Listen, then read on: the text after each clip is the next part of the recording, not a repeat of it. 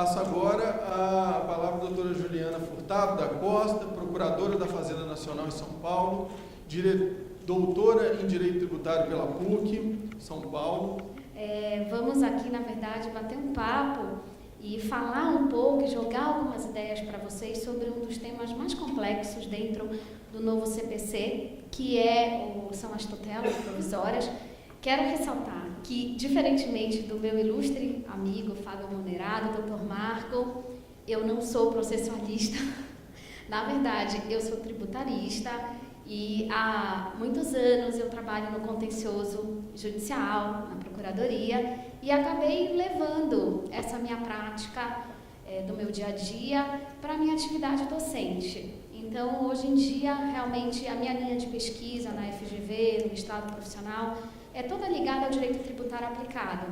Então, a minha ideia, nesses anos, tem um pequeno grupinho de tributaristas que gostam do processo tributário, em que nós estudamos o direito tributário e, obviamente, que é o direito material que nós atuamos, e como a legislação processual, os reflexos dessa legislação processual no direito material. Nós sabemos, o direito processual ele não é um fim em si mesmo, mas ele é indispensável para que a gente possa resolver as controvérsias que são levadas ao Poder Judiciário.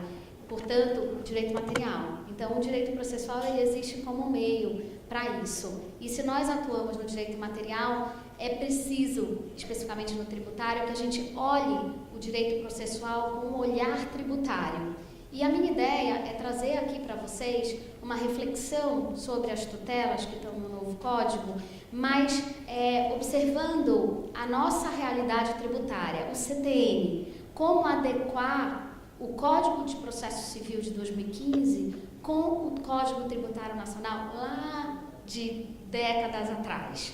Então, essa é a minha ideia e é isso que eu trago aqui para vocês.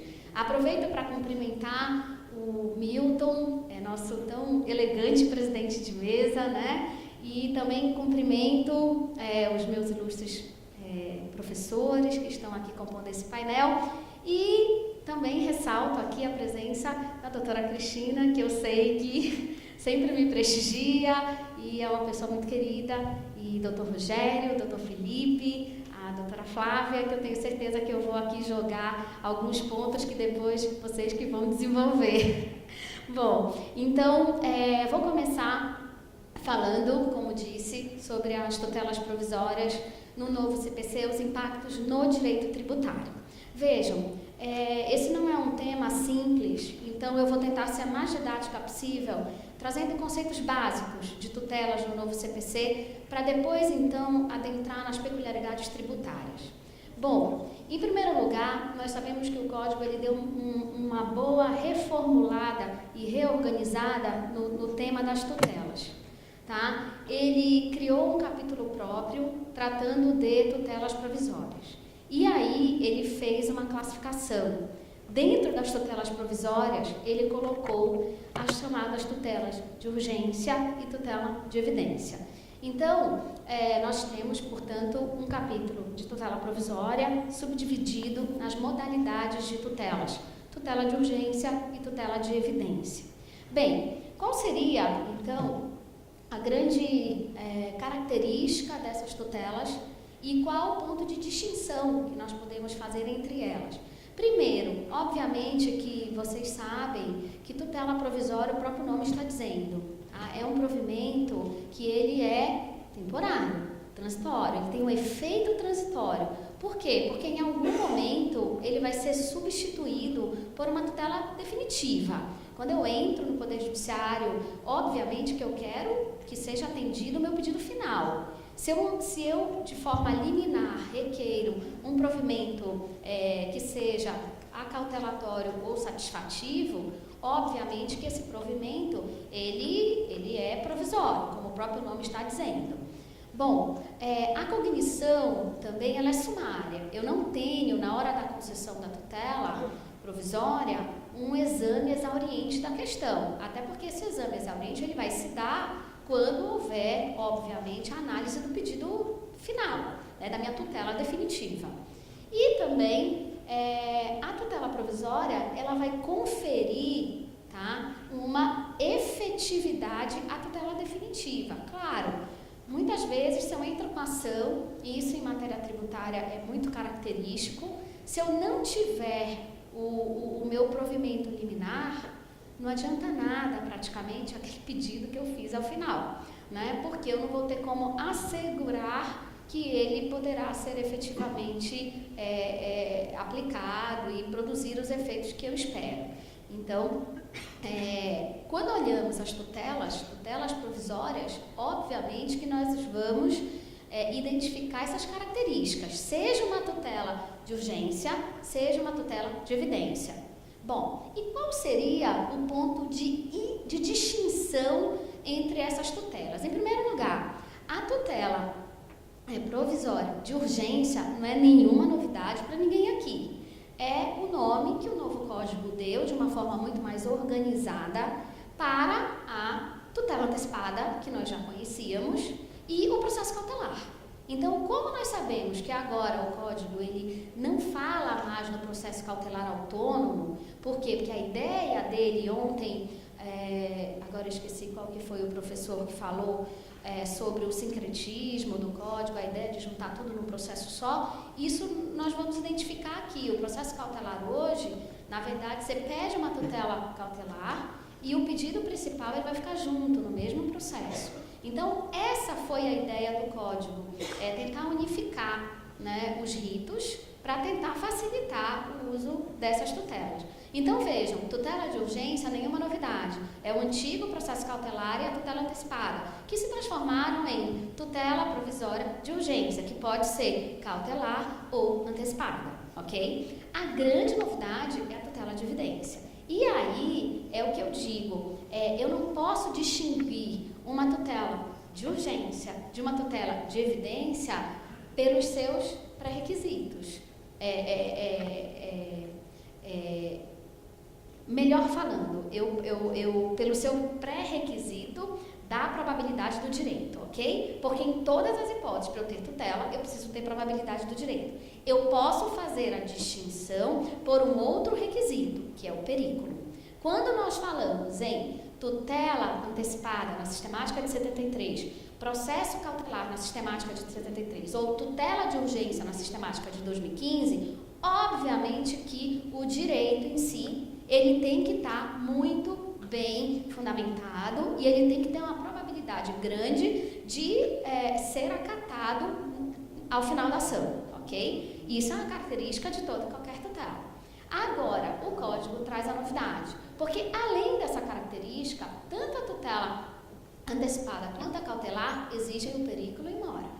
Ou seja, eu demonstrar que realmente eu preciso daquela tutela, porque isso vai trazer prejuízo, risco ao resultado do processo, enfim, risco ao bem da vida. Bom, na tutela de evidência, não é preciso demonstrar esse perículo. E o Código, ele vai ter razões para ter criado essa espécie de tutela, como nós vamos ter a oportunidade de ver. Bom, na tutela de urgência, como eu falei para vocês, nós podemos ter tanto a modalidade cautelar quanto antecipada. E aqui nós vamos ter uma outra novidade do Código, que é a possibilidade da tutela antecipada ou cautelar, antecedente ou incidental. Vejam que o Código ele poderia ter sido um pouco menos prolixo nesse tema, porque acaba trazendo, você tem que fazer um esqueminha para poder entender todas as tutelas que existem no Código. Mas, afinal, quando você pega o fio aí do raciocínio do Código, não é nada complicado, tá? Dá para perfeitamente distinguir cada hipótese. Vejam que os requisitos, como eu já falei para vocês, da tutela de urgência, agora focando nela, é exatamente a probabilidade do direito, tá? E o perigo do dano ao bem da vida, que se quer proteger, ou o resultado útil do processo. Então, identificado isso, o contribuinte ele entra com a ação e vai pedir ou a tutela cautelar ou a tutela antecipada. E, nesse caso, o Código abre a possibilidade desse pedido de tutela cautelar ou de tutela antecipada ser antecedente, ou seja, o contribuinte, e aqui já pensando no tributário, ele entra com a ação, ele justifica o perículo, tá? Ele justifica a probabilidade do seu direito, mas ele pode, posteriormente, aditar aquele pedido.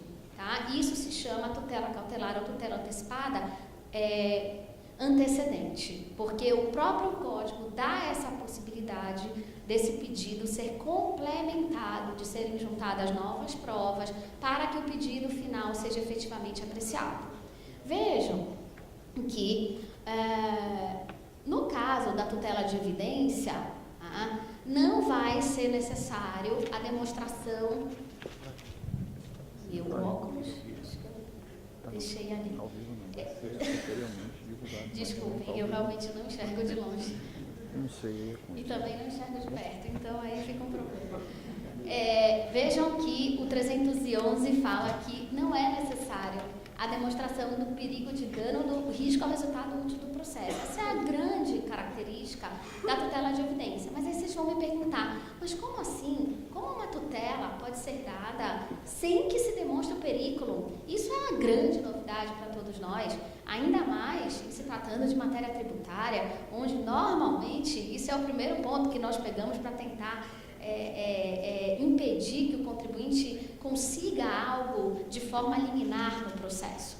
Vejam que é simples. O Código, na verdade, ele dá essa possibilidade pelo fato do direito ser evidente. Tanto que o nome da tutela é tutela de evidência. Exatamente porque o direito ali, ele pode ser comprovado de plano, então é uma espécie de direito líquido e certo da ação mandamental, por exemplo.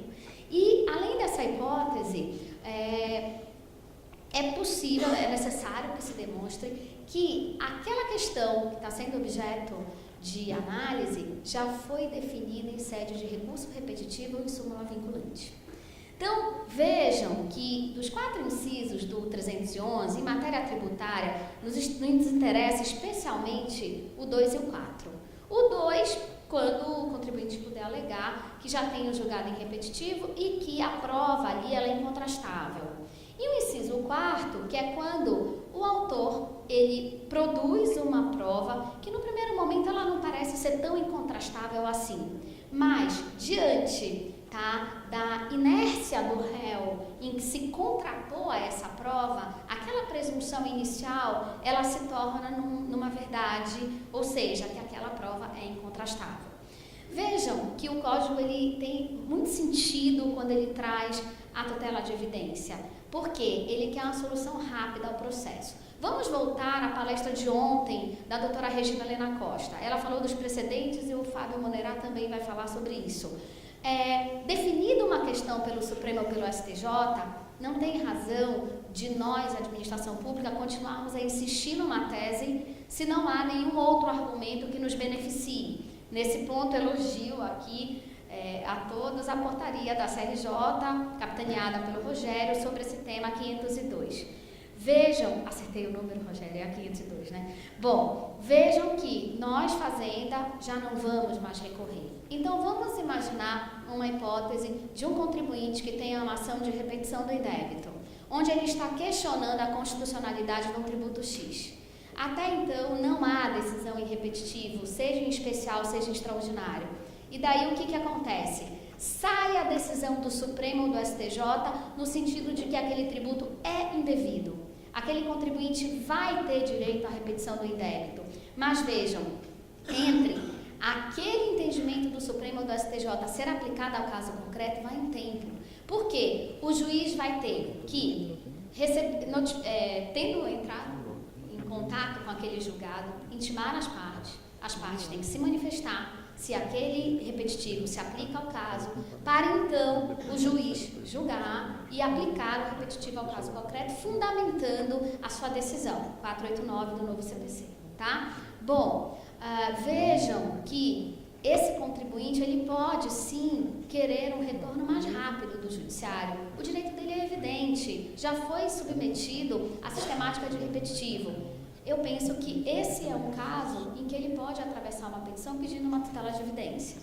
E aí, nesse caso, isso é uma coisa que eu vou deixar aí para o pessoal da CRJ pensar, é que em matéria tributária, olha aí, a gente, mais uma vez, olhando o CPC com um olhar tributário, nós temos um problema grave que é o artigo 170A do CTN. Porque, vejam, esse contribuinte entra com a tutela com pedido de tutela de evidência, pede, então, o seguinte: se esse tributo já foi reconhecido em repetitivo que ele é indevido, eu quero, então, por meio de tutela, ver o meu direito satisfeito. O meu direito satisfeito é compensar, por exemplo. E aí, eu vou poder, ganhando essa tutela de evidência, pegar essa decisão e ir lá na Receita e tentar habilitar os meus créditos para fins de compensação? Certamente a Receita vai dizer não. Por quê? Porque esbarra no 170A do CPN, que fala que só pode haver compensação após o trânsito em julgado. Mas eu pergunto para vocês, será que com uma tutela de evidência e com a vinculação de precedentes no novo CPC, nós não temos que reanalisar o contexto do artigo 170A na sistemática do novo CPC? Esse é um tema que eu penso que nós temos que pensar e desenvolver um raciocínio que nós estejamos confortáveis na hora que nós recebermos isso, obrigar ou não que a Receita siga aquilo que foi determinado pela decisão judicial. Porque penso que o Poder Judiciário, certamente, se tem um repetitivo e é pedida a tutela de evidência, eu não preciso comprovar o perículo, certamente há uma chance grande de ser dada essa tutela por conta do artigo 311 do novo Código de Processo Civil, ok? Bom, então, só fazendo um breve resumo, para que a tutela de evidência seja dada, e essa é a grande característica dela, não precisa comprovação do perículo. Por outro lado, o direito precisa estar incontrastável, comprovado de plano, e vai ser necessário também, em uma das hipóteses, que haja o recurso repetitivo já definido, com trânsito, obviamente, tá? Bem, vamos agora falar um pouco da tutela cautelar. Então, saindo da tutela de evidência, entrando agora na tutela cautelar, na tutela de urgência, eu vou tratar com vocês da tutela cautelar antecipada. Vejam, tutela cautelar, ela pode ser uma tutela cautelar antecedente. O 305, ele permite que, na petição inicial, como eu disse para vocês, é possível que o contribuinte, em matéria tributária, entre com esse pedido cautelar e depois ele adite o seu pedido, trazendo novas provas. Para isso, vejam que é muito interessante, eu até grifei aqui, que o Código diz o seguinte, que a petição inicial da ação que visa a prestação da tutela cautelar em caráter antecedente, indicará ali de seu fundamento a exposição sumária do direito que se objetiva assegurar, tá? E o perigo de dano ou risco ao resultado útil do processo. Bom, entrou com esse pedido cautelar, o juiz, dada a cautelar, ele dá um prazo de 30 dias para o autor emendar. E, no caso, o autor pode muito bem combinar os seus pedidos já, como é feito hoje, que ele não tem essa tutela cautelar antecipada, não tinha, pelo menos, à sua disposição. E, óbvio, que se ele não adita, aquela tutela vai ser, aquele pedido ele vai ser julgado improcedente, tá? Onde que eu quero chegar? Eu quero chegar nisso que eu grifei, o direito que se objetiva assegurar. O Código, de uma forma muito clara, ele faz a distinção entre tutela cautelar e tutela antecipada. Algo que o Código de 73 não fazia. Então, ou fazia e ninguém obedecia. Porque nós sempre soubemos que em matéria tributária, quando que a tutela ela é muito utilizada? Para suspender a exigibilidade no crédito tributário, quando eu entro com uma anulatória ou com uma declaratória que eu não quero ver lançamento. Então, eu vou lá, entro com pedido de tutela, querendo que haja a suspensão da exigibilidade no crédito tributário. Eu quero, de alguma forma, intervir no processo de positivação, que é a introdução no sistema da norma jurídica de exigência do tributo, o lançamento, ok? E a outra hipótese muito comum é pedido de tutela nos casos em que se questiona as chamadas sanções administrativas da Fazenda. CND, retenção de mercadoria, retenção de documento. Então, é muito comum, né, perdimento, que se entre com ações anulatórias e tal, declaratórias, ou mesmo mandado de segurança, pedindo a tutela para que se garanta, né, ao final, aquele direito. Então, para isso, é preciso que seja dada uma liminar de forma inicial no processo, tá?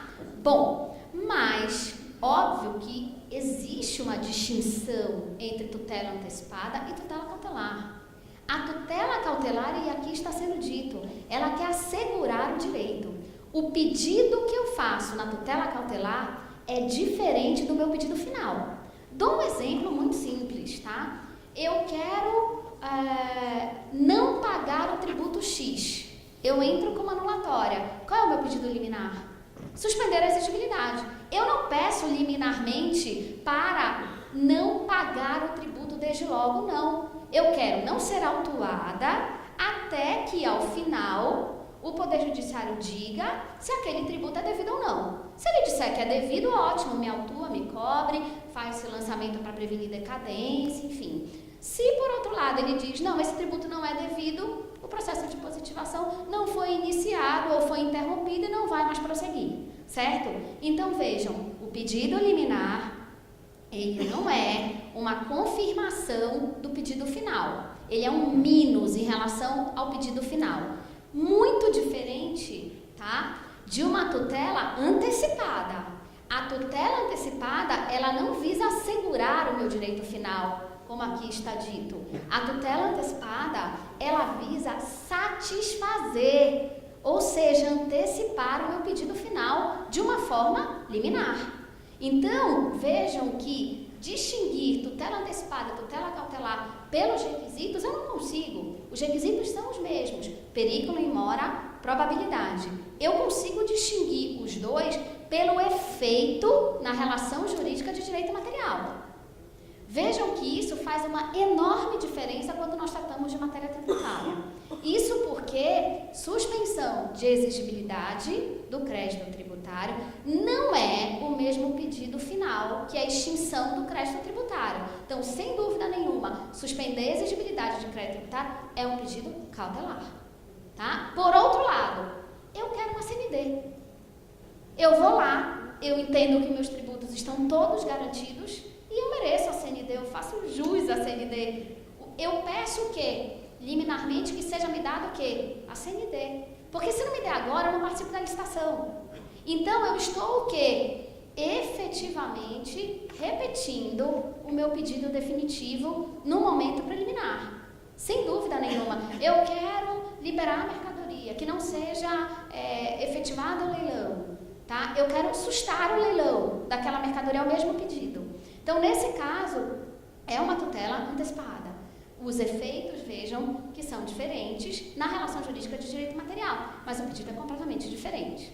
Eu trago essa ideia pelo fato do que nós vamos tratar em seguida, tá? E seguindo a lógica do código, porque as pessoas podem dizer assim, Juliana, mas seu código não mudou tanto a ideia de cautelar antecipada, por que isso a gente já não usava antes? Porque eu duvido se alguém aqui via algum contribuinte pedir suspensão de exigibilidade por meio de tutela cautelar. Não. Todo mundo pede suspensão de exigibilidade por meio do quê? De tutela antecipada. Né? Mas vejam, o código, ele manteve o seu raciocínio. Tanto que, qual é a única tutela que estabiliza se não houver recurso? Antecipada. A cautelar não estabiliza. Por quê? Porque ela não é um reflexo, ela não é o mesmo pedido final. Agora, a tutela antecipada, com toda a lógica do mundo, se eu vou lá, entro e peço uma CND, certo? Aí, a Fazenda não recorre e eu peço em tutela antecipada. Eu estou antecipando o meu pedido, é satisfativo. A Fazenda não recorre. Não recorre por quê? Porque a pessoa tem direito. Naquele meio tempo, ela garantiu o crédito. Naquele meio tempo, os tributos que estavam em aberto estavam no parcelamento. Qual a razão de ser da Fazenda recorrer? Zero. Ela não tem interesse. Bom, se ela não vai recorrer, vai estabilizar essa tutela. Motivo mais do que suficiente para o processo parar ali. O que acontece hoje, eu que atuo em segundo grau? O contribuinte entra com essa ação, ele pede essa CND, o juiz dá, a Receita apresenta lá uma informação, ou mesmo se for uma ação ordinária, que normalmente não é, a gente vai lá, diz que não tem mais interesse, o que acontece? Sentencia, subia pela remessa, ia para o tribunal, para no tribunal a gente falar, não tem interesse em manter mais essa discussão, porque já perdeu o objeto. Vejam que o código, ele não permite mais remessa oficial nessas hipóteses em que ele tem a procedência do pedido feito pela parte interessada, mas deixando isso de lado, o próprio código já diz, nesses casos em que não há recurso, na tutela antecipada antecedente, é bom deixar claro, vai haver o quê? A estabilização do direito. Então vejam que a estabilização do direito no código, ela não foi criada pensando-se na hipótese em que a fazenda perde um prazo. Ela foi pensada na hipótese em que o direito, ele realmente está muito certo e, portanto, não houve interesse no recurso. Daí porque a tutela pode estabilizar, porque ela é um reflexo do pedido final. Mas daqui a pouco eu trago para vocês a conclusão desse meu raciocínio em relação ao artigo 151 do Código Tributário Nacional. Vejam só.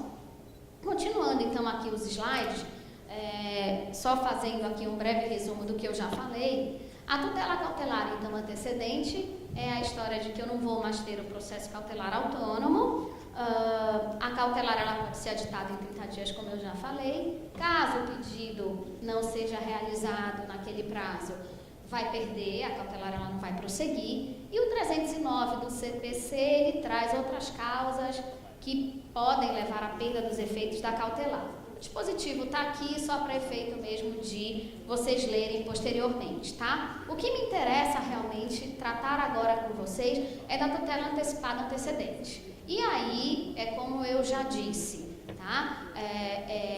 Essa é a tutela mais importante, a meu ver, porque ela estabiliza. E vejam, o código é muito claro, ele prevê a estabilização na hipótese de tutela cautelar antecedente, que é algo que a parte tem que deixar muito claro que ela está pedindo uma tutela cautelar antecedente, uma tutela antecipada antecedente. Vejam o dispositivo do código. Nos casos em que a urgência for contemporânea à propositura da ação, a petição inicial pode limitar-se a requerimento da tutela antecipada e a indicação do pedido de tutela final, com a exposição da lide, do direito que se busca realizar e do perigo de dano ou do risco do resultado útil ao processo. A parte está dizendo, eu estou pedindo uma tutela antecipada antecedente. É muito importante que ela fale isso, porque essa é a única tutela que pode estabilizar. Eu tive a oportunidade de participar de um evento com o Dr. Nelton dos Santos, que é desembargador do TRF da Terceira Região. Ele tem um entendimento um pouco mais elástico em relação a essa estabilização. Ele entende que não há sentido que só a tutela antecipada antecedente estabilize. Ele entende que, não havendo recurso por parte da Fazenda, em qualquer tutela antecipada requerida, haveria o efeito da estabilização. Eu confesso que acho que se o Código quisesse ter estendido esse efeito para todas as hipóteses, ele o teria feito. E ele, de forma muito clara, só estendeu esse efeito para a tutela antecipada antecedente. A justificativa do desembargador é que você estaria fazendo uma distinção entre aqueles que buscam uma tutela antecipada, seja antecedente, seja incidental. Só que vejam, é uma escolha, tá? Eu penso que o próprio contribuinte, ele escolhe qual tutela ele quer pedir. Se for antecedente, ele precisa depois complementar o pedido. E mais, ele não pode só repetir o que ele já falou, porque dessa forma eu acho que o próprio juiz pode dizer, isso aqui de antecedente não tem nada, porque você não inovou nada, você não trouxe nenhuma complementação ao pedido. Então vejam, nosso trabalho ele aumenta muito na hora de identificar esses pedidos de tutela, para adequar exatamente no dispositivo correto do Código por conta dos efeitos que esse tipo de tutela confere à relação jurídica de direito tributário. Vejam que, concedida essa tutela, tá, o 303 afirma o que eu já disse, que o autor terá que aditar a petição inicial, tá, complementando a argumentação, pode juntar novos documentos e confirmar o pedido da tutela final, no prazo de 15 dias ou o juiz dá outro prazo a critério dele. Certo? Vejam também que, não realizado esse aditamento, óbvio que o processo é extinto sem resolução do mérito. Claro, é um dever da parte fazer o aditamento. Bom, caso entenda que não é caso de concessão da tutela, o juiz já dá um prazo, e é engraçado que o Código ele costumou, ele tentou padronizar os prazos, e aqui é o único prazo, que são 5 dias, né? Aqui, ele tem 15 para apresentar os aditamentos. Nessa hipótese de indeferimento da tutela antecipada antecedente, o prazo é de 5 dias para um eventual aditamento do pedido, se ela for indeferida. Bem, e aqui, só novamente fazendo um resuminho para vocês do que eu acabei de falar, petição inicial se limita ao pedido de tutela, necessidade de aditamento em 15 dias ou em outro prazo que o juiz identificar, sem aditamento, extinção do processo sem julgamento de mérito. Ok. Bom, quando que nós vamos ter a estabilização da tutela, se não houver recurso? Então, pensem que o contribuinte entrou, pediu a tutela antecipada antecedente, aí eu faço essa ressalva, e a Fazenda não recorre. Se ela não recorrer, aquela tutela ela vai estabilizar. Bom, aí é que eu vou trazer aqui algumas discussões para vocês. O código é muito claro. Existe, obviamente, o trânsito em julgado, porque passa o prazo para a Fazenda recorrer, mas eu não tenho coisa julgada, são coisas diferentes, tá? Eu já me metendo aqui no ambiente processual da querida Cláudia e da Rita, né? Mas, enfim, essa diferença ela é importante aqui, porque se eu tenho uma decisão interlocutória, tá? Que deferiu a tutela, que não houve recurso, tá? Eu não tenho coisa julgada porque o Código expressamente diz isso. Para que isso é importante? Porque essa decisão, no prazo de 2 anos, pode ser revista. Então, ainda que eu tenha o trânsito em julgado, porque eu não entrei com recurso no momento apropriado, é possível que, óbvio, só aqui voltando ao raciocínio, havendo essa decisão interlocutória, não tendo recurso, o juiz tem que dar uma sentença, dizendo, olha, extingo esse feito, estabilizou a tutela, porque não houve recurso da Fazenda. Dessa publicação dessa sentença, no caso, se nós, Fazenda, temos o prazo de 2 anos para entrar com uma ação. Não chamaria de ação rescisória, tá? Chamaria o quê? De uma ação anulatória. Ela não é rescisória por quê? Porque não tem coisa julgada. Então, ela faz às vezes de uma ação rescisória, mas é uma anulatória com efeito rescisório, tá? Então, a Fazenda tem 2 anos para isso, é o que está disposto no artigo 304 aqui do CPC 2015.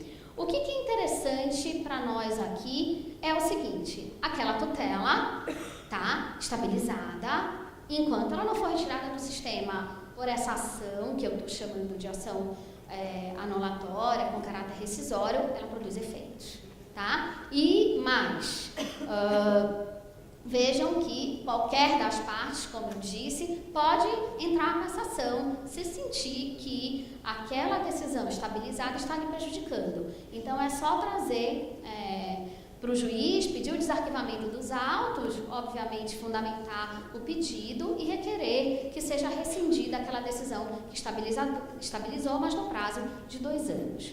Bem, vejam só. Aqui são os parágrafos que tratam do que eu já falei, que não há coisa julgada nessa decisão, e vocês vão ver que isso é muito importante para a gente tratar de 2 coisas, que é cabimento de remessa necessária nessa hipótese, e 2, tá? Quer dizer, eu posso estabilizar uma decisão que vai produzir efeitos contra a Fazenda se não houve a remessa necessária.